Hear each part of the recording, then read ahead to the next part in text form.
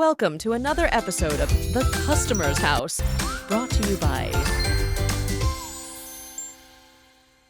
Hey everybody, I'm your window man, Eric Brinkman with Window Depot USA of Dayton.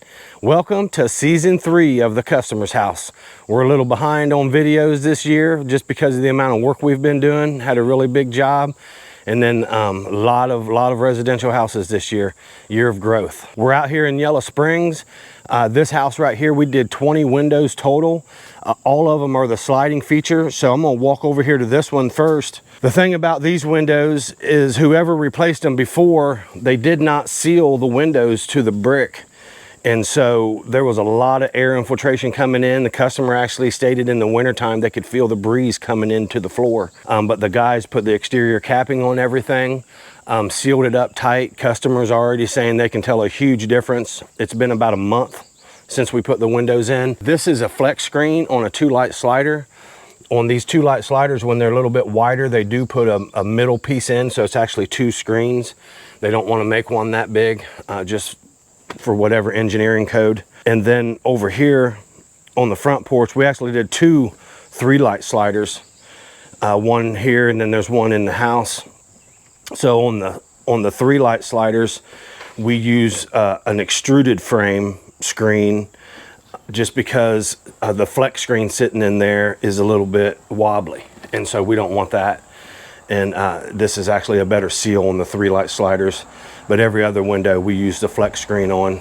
But let's go ahead and take a look inside and see what we got. But if you notice the capping here, it is sealed to the stucco, keep all the wind and water from going in. So let's head on inside and take a look at the interior.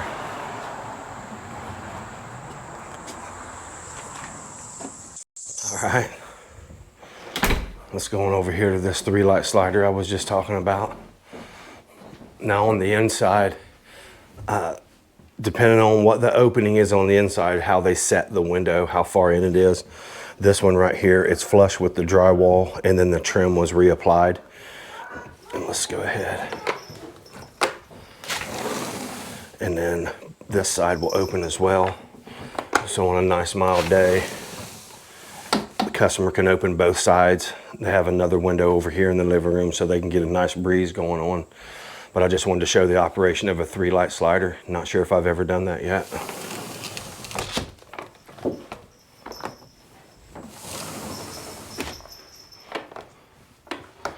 Let's go take a look at that 2-light slider.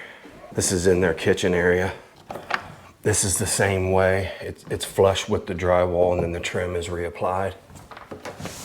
They did a full frame extraction, which means they took the full frame and all out of the house from the other window that was sitting in here.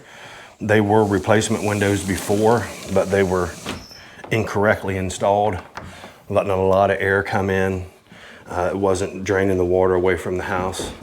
And then I want to go downstairs and take another look at a window on the inside. We did some different work to it. Down here in their second living room, on this window right here, there used to be a piece of wood that was on the other side of this tile. It just has a filler because the other window didn't come in where it was supposed to. So when the guys reset this, seeing as how it's brick on the inside, they brought it in so we could eliminate that piece of wood that didn't look too good. And it's butted up right next to the tile, and did a really good job on that, making it work. This one has a flex screen as well, but because of the width, because of the size, I should say, it's just one big frame. It's not a divided flex screen like the one out front. And then right here's the other 3-light slider we did down here in this living room. So got a lot better look. Everything turned out pretty good. So this wraps up this episode of The Customer's House. I hope you guys enjoyed the start of season number 3. Peace out, everybody.